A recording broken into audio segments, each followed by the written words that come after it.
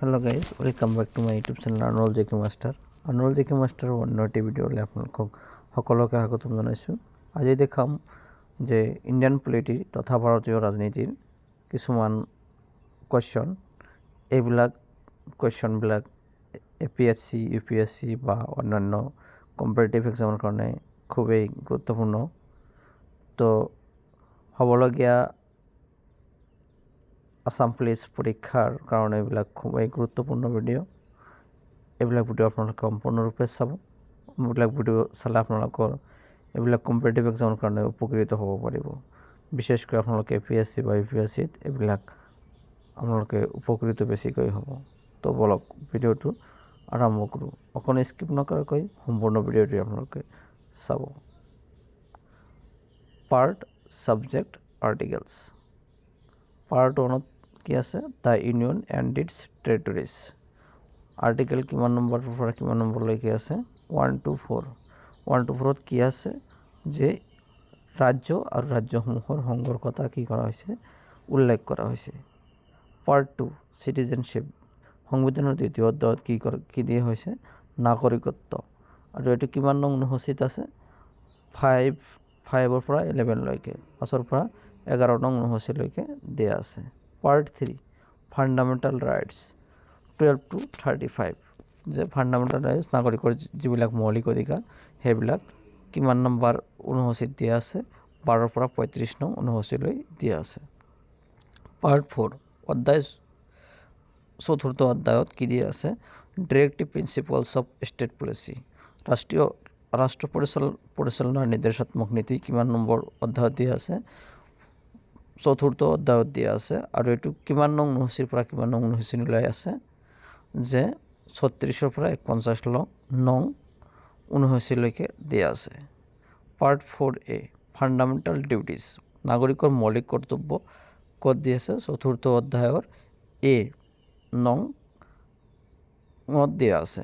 আৰু ইয়াত কিমান নং আৰ্টিকেলত দিয়া আছে? অনুসূচীত দিয়া আছে 51A 51A নং অনুসূচীত দিয়া আছে। Part 5 the union. যে ইউনিয়নৰ কথাটো কিমান নং অধ্যায়ত দিয়া আছে?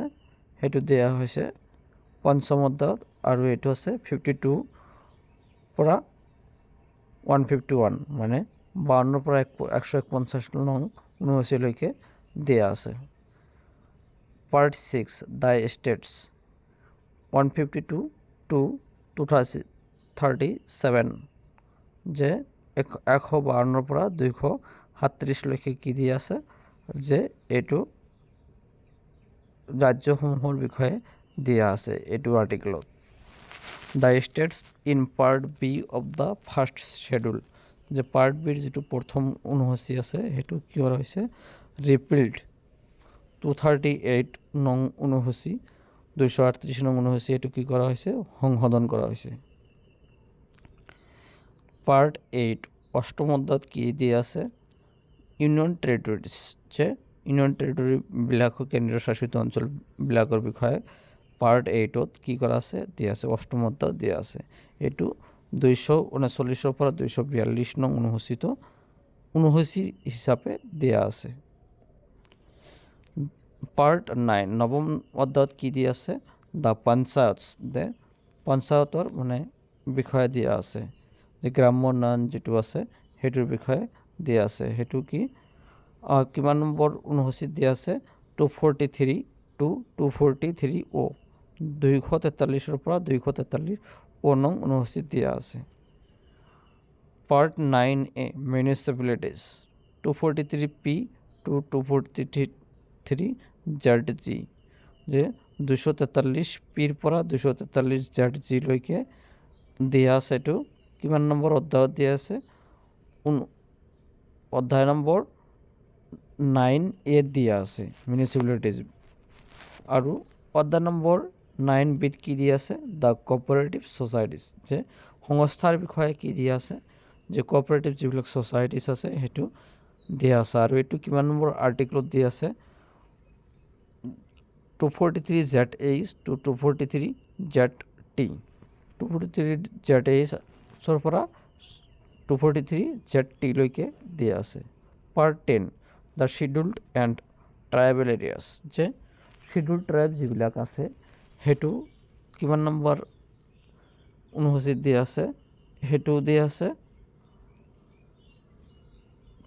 অধ্যায় নম্বৰ 10 অধ্যায় এইটো 244 to 244A 240 এ আৰু 240 দিয়া আছে পাৰ্ট 11